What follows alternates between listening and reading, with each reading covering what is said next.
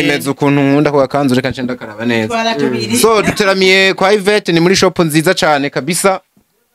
Nayikunze hari amakanzu meza kandi rero ziri special.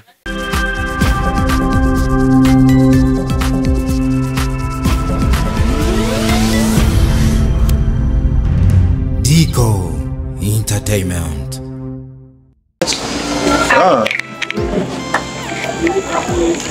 This is my video because I'm in there.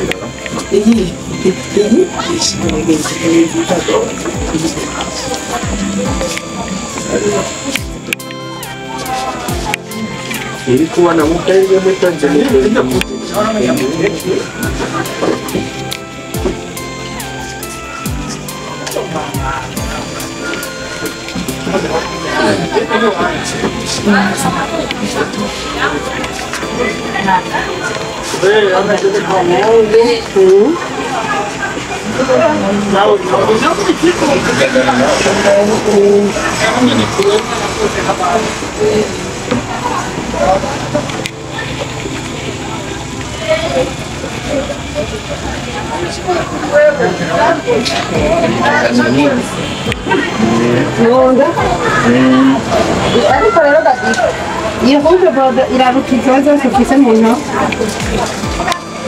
Yaba yarimeze nkuko mugabo idasa ni wasanga ndio bana iko na mwili sana yeye atumwambia hapana kama iko sana inaweza ila kwa mimi yes huyo huo unaijua huo era yiba ini kama ile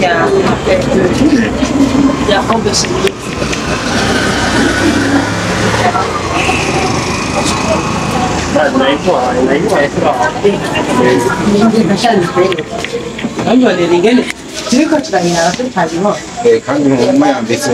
ni uyibona nuda wa papa niko ndawa ndandaza ndabene achabona ukimeze hagari naona irapendeshe kama style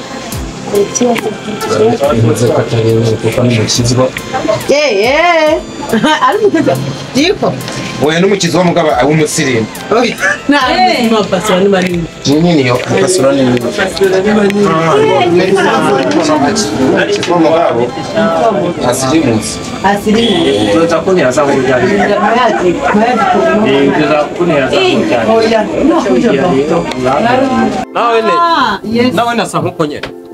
Kubera ari uw'inzobe yambaye ikintu cyakora kugira mube. Tushira kakashaka. Nisha kafunga mbaya. Achari.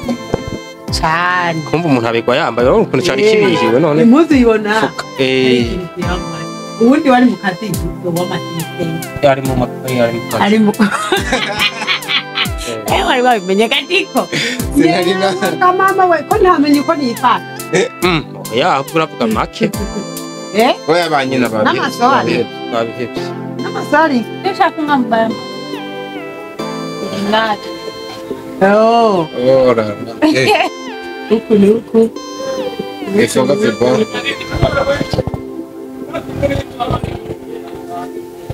Oya n'abantu kuri umukunzi wawe. Oya twakafunda nabi. Jewe. Kimbo kaje ngumba sheda aba. Ndiko ndaraba igipupe biye hano umukunzi wawe. Ugana kano natuno ntuze dushugashuga nitwizaye. Jewe bishe. Jesse yanje n'umukizwa ndibaza iyi nza kuraba kuyitsi zirezire. Bose umukunzi wanje arakijwe sinopa ibintu ndamwambitse. Nibyo byiza. Heavy. Naho atari wa foroda adakijijwe pirate. Oya nyene abantu baba barashitse ku musaraba. Ayo wishitse ku musaraba apfuye. N'umunda uba warapfuye kameremere ka kera. Kajya gakanzu rugatukura. Nangahe? Areka akagatukura. Kuko sheri wanje ndabona afise amaguru marema. Bashiraho. Afise inzobe. Afise n'inzobe. Abibona.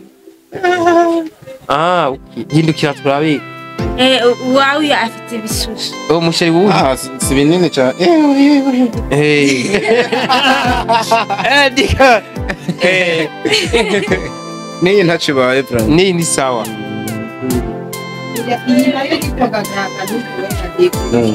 Gusa iyi nayo Diko. Rega we ntiwaravyina inyuma. Inge we banza wege kwejo. Ndabona inyuma uko izobi. Inyuma araba nimba ari ukureba. Asha ego. Oya gusa abaye ari uyu naho. Mugabo ntizigize ngo ntizifise benshi sinkuri ikintu abantu menga baba baharaye. Kandi ari ba. Yini ba? Oya. Yari musari ba. Ni premiere quality. Cyane amagaze nyimwe visi. Nakantu kameze nk'agakaruvati. Yes. Agasira hasha. Waputse rero acha iri bari. Ese cyangwa Oya murahuza. Mubaze. Oya.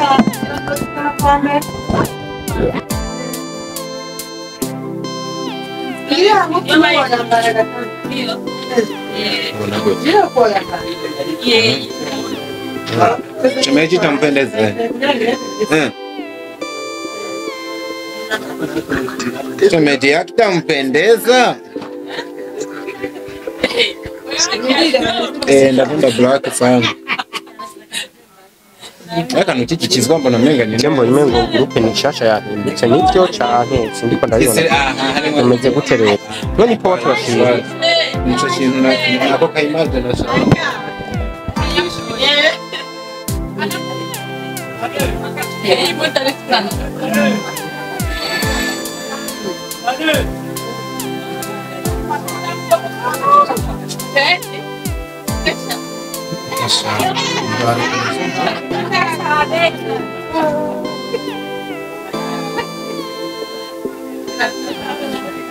Ikanon ngira kabel nonge singume. Singume ni iki. Ngira kabel nonge singume.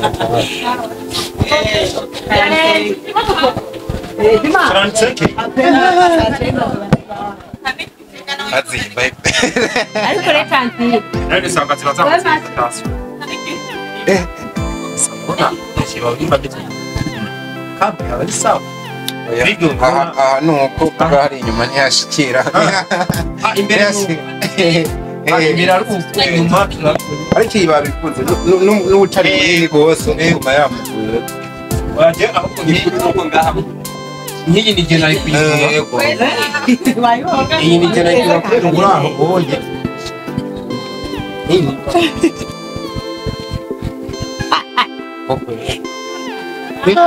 Itola.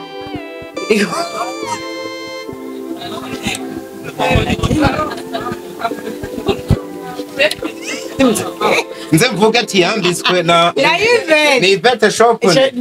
Nibyo byibye naho narandika.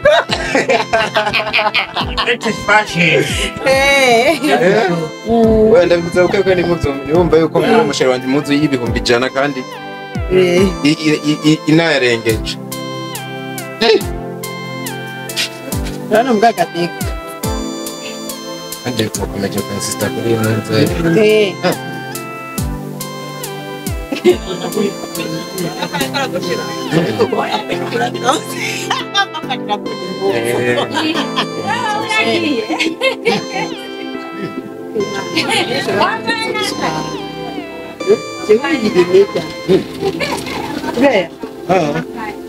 Tunafanana sana. Wewe uri umuntu wanjye. Nzo nabonye ko bayikunze. Arakasoro ko nakasoro.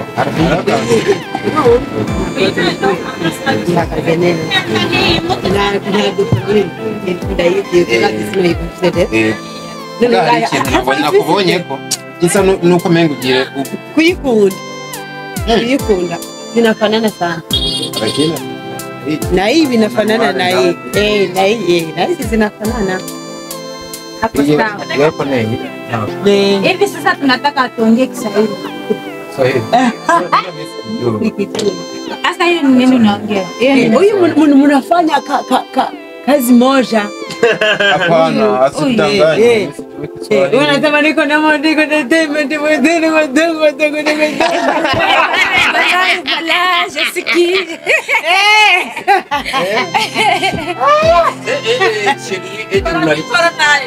J'étais journaliste en Danche. à Congo. Congo. Congo. Radio. Radio communautaire Mbingano. RCMS. RCMS. Radio communautaire Unajua Mbingano. kama utapata place kirike ukanisikia mtu anataka mjournalist Mimi nimekuja kufanya masomo, nimekuja kwa shule. Nataka kufanya university. Asante. Kumbe unajua lugha ya utangazaji. Utangazaji. Jamaa kapambe sana. Ukasikia mtu ako na ka plus. Ziko journalist. Utuite akuje afanye kabla. Umekuja kufuatilia masomo ya Anapenda ndio maana siku hizi Beto anaongea Kiswahili sana. Unajua anaishi na mtu ambaye Biliko kuja. Napenda utangazaji lakini uko kwetu kwenye eneo yangu watu ambao wanatibu wako wachache. unamaanisha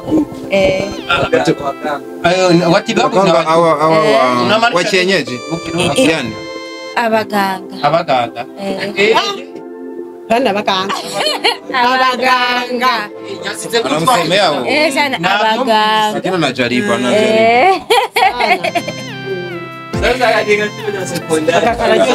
nilifanya pedagogia na wafundisha watoto. Hata kwenye radio nilikuwa pamoja na watoto nikiwafundisha maneno ya Mungu, wakiimba na kucheza. Nilifanya kipindi kenye kusema haki ya mtoto.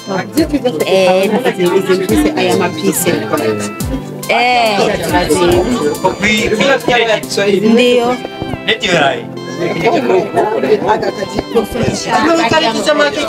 haki ya mtoto jamani Mtoto ana haki nyingi kubwa.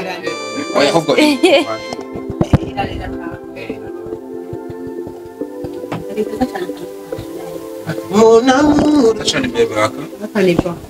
lakini mama pendo nyesho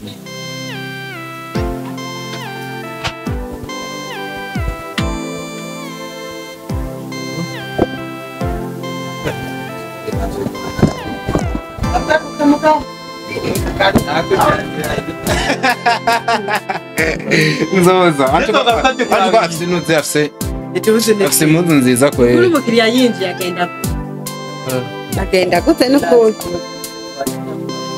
igya ruje jezuze kugigya iruje niyi rangi nyekundu au ni kaisuri I mean red color.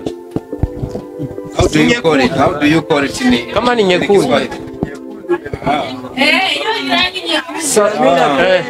sasa jamani mimi nataka nende sisi tunakuja acha twende wote upande wote Ivete sasa asante sana twashimye cyane ukuntu watwakiriye dikoreka avure ikanzu abagutekere jengorera ibintu byose ninuze bashaka gutekera iyi ni sawa muri ga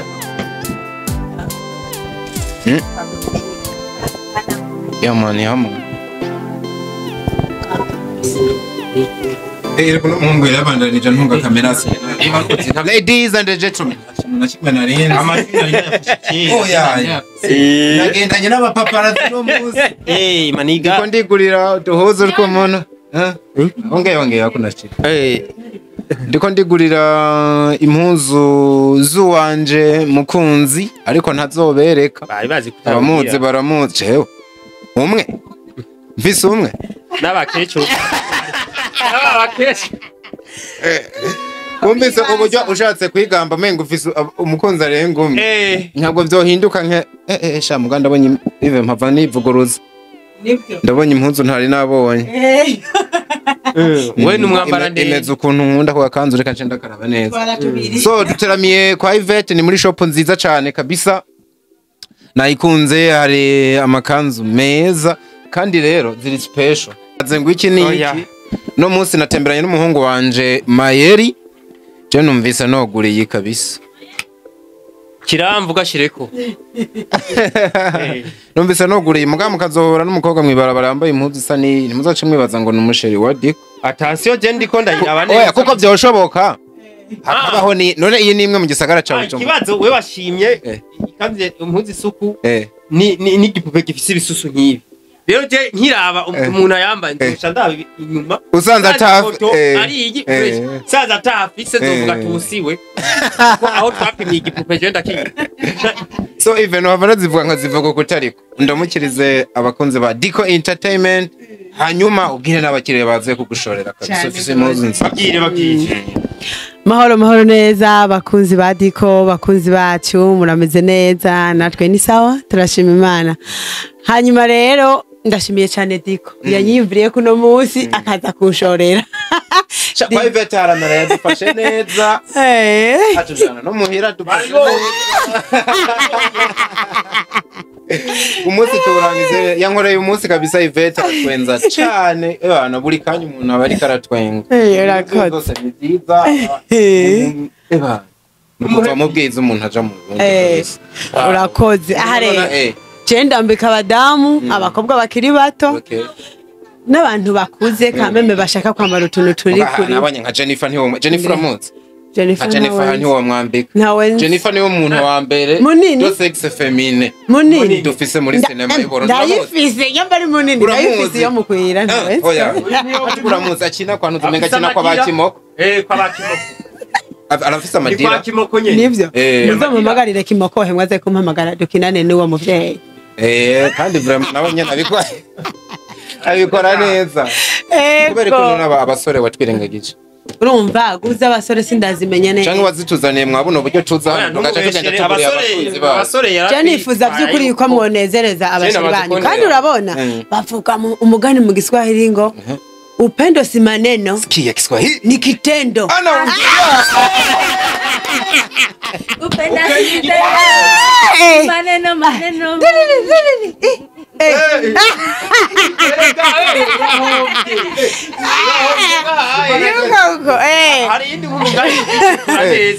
Rero birasaba ko muragurira n'abasheri mukabagurira twambaro tubiri dutatu dusiriprise mwe muri menyereza uko muzabikora mu majambo gusa nyene dushira no mu biko.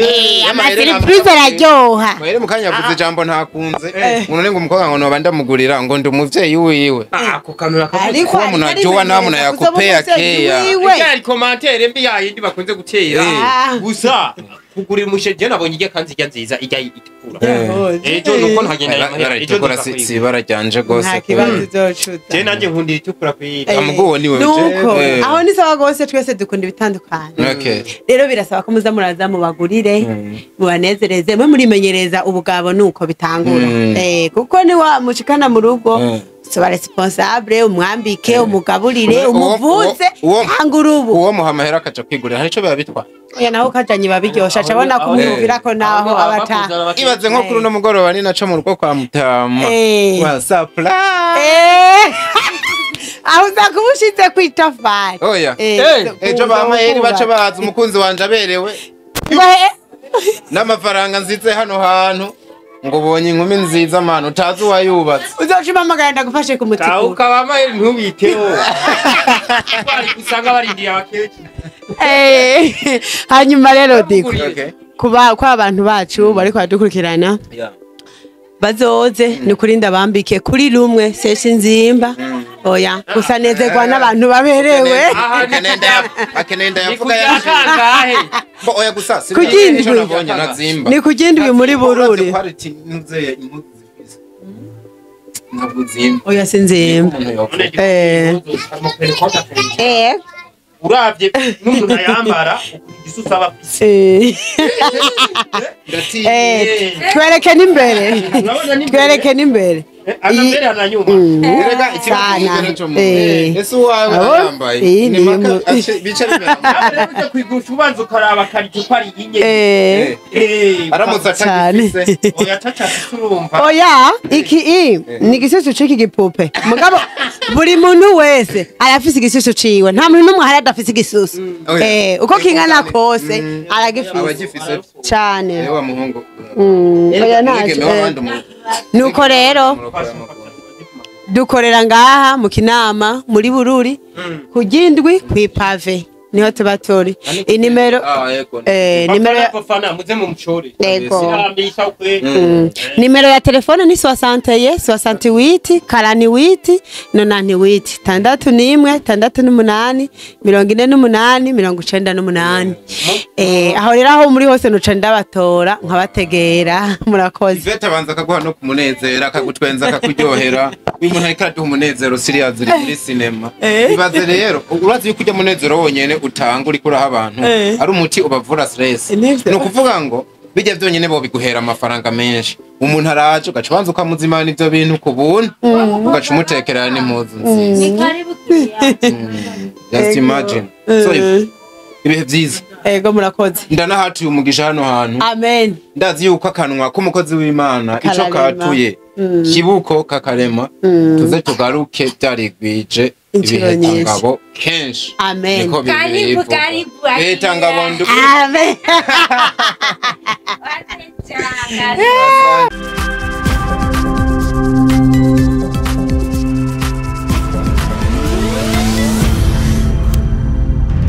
Dico Entertainment.